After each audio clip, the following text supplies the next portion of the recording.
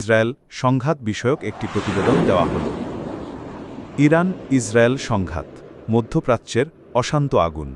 ভূমিকা: ইরান ও ইসরায়েল দুই দেশের মধ্যে উত্তেজনা নতুন কিছু নয়, কিন্তু সাম্প্রতিক বছরগুলোতে এই উত্তেজনা যুদ্ধের কাছাকাছি পৌঁছে গেছে। রাজনৈতিক, সামরিক, ধর্মীয় এবং আঞ্চলিক আধিপত্য বিস্তারের লড়াইয়ে এই দ্বন্দ্ব দিন দিন বিপজ্জনক হয়ে উঠছে। সংঘাতের মূল কারণ: ১. পারমাণবিক কর্মসূচি। ইরানের পারমাণবিক কার্যক্রম নিয়ে ইসরায়েল বরাবরই উদ্বিগ্ন। তারা মনে করে ইরান পারমাণবিক অস্ত্র তৈরি করতে চায়, যা ইসরায়েলের অস্তিত্বের জন্য হুমকি। ২.